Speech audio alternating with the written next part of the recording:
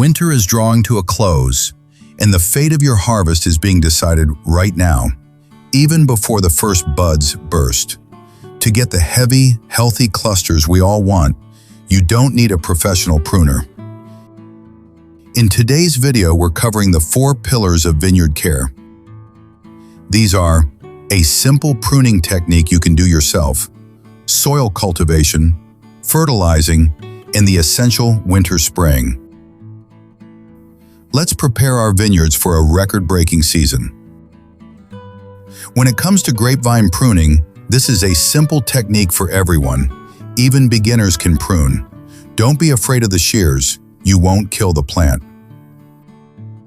Multiple shoots emerge from the head of the vine.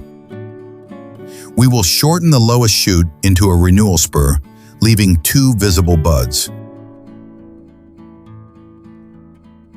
The shoot above it is left with more buds to serve as a cane. Any remaining shoots are cut to the base and discarded. We bend the shoot we left for the cane and tie it to the wire. If it's not elastic enough, leave the tying for later. Once the sap starts flowing through the vine, the shoot will bend more easily. Next year, this cane is cut off completely. From the 2-bud spur, we will get a new cane and a new 2-bud spur for the following year. Let's show it once more on a young vine. We shorten the lowest shoot on the head of the vine to 2 buds. The shoot above it will be used for the cane. Any shoots above the cane are cut and discarded. I trim the cane to 6 to 8 buds, bend it, and tie it to the wire.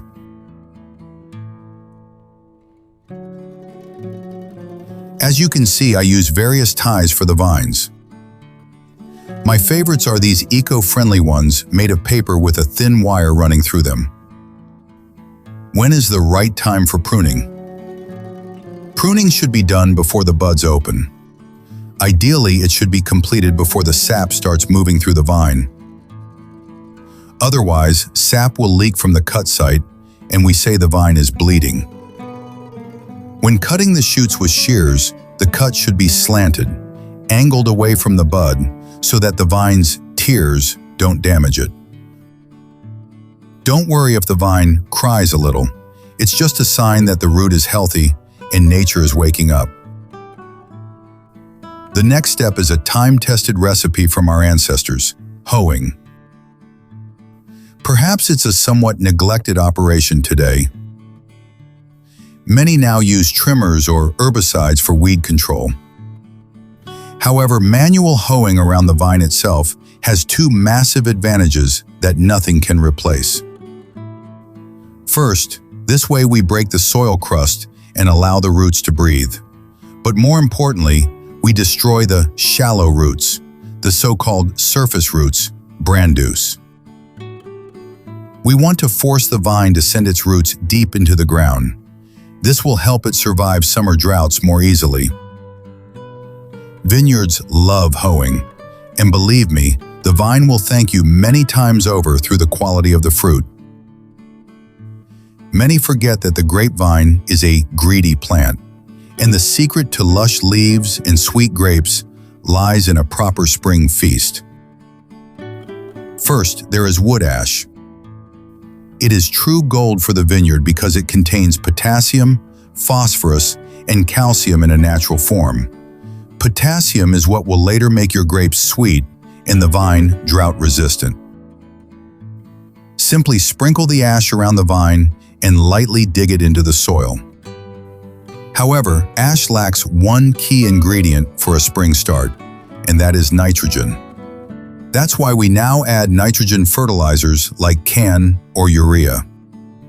Nitrogen is the fuel for shoot growth. It gives the plant that recognizable dark green color and the strength to push out new shoots. Important note, do not mix ash and nitrogen fertilizers.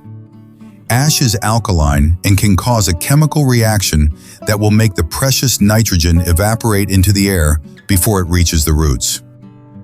First, spread the ash. Cover it with a layer of soil. Then add the nitrogen after a few days. That way the vine gets a complete meal exactly where it needs it most, in the root zone. Winter spraying should also be done before the buds open. It's not mandatory, but it is highly desirable. This treatment is the most important of all, and I wouldn't skip it. Successful winter spraying means healthier plants and fewer treatments during the growing season. For winter spraying, I use two components. First, a copper-based product in the form of copper hydroxide. It works against various fungi and pathogens. Copper hydroxide provides excellent protection because it activates quickly and is stable on the vine, meaning it doesn't wash off easily. It has a characteristic blue color, so many call this blue spraying. First, I dissolve the copper in a little water to avoid lumps.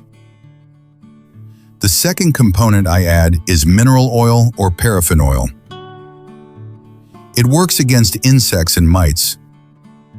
I mix the products well and pour them into the sprayer along with 2.6 gallons, 10 liters, of water.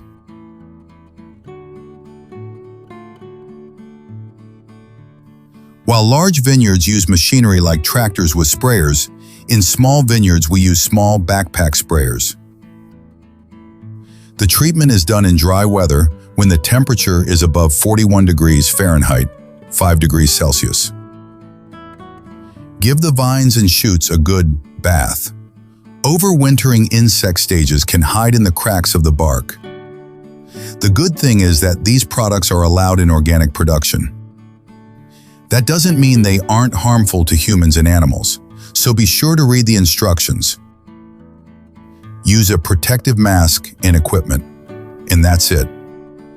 4 key steps before nature fully wakes up: pruning, hoeing, smart fertilizing, and winter spraying.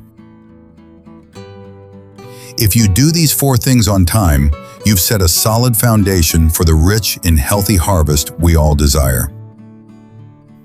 Write to me in the comments, have you already started pruning?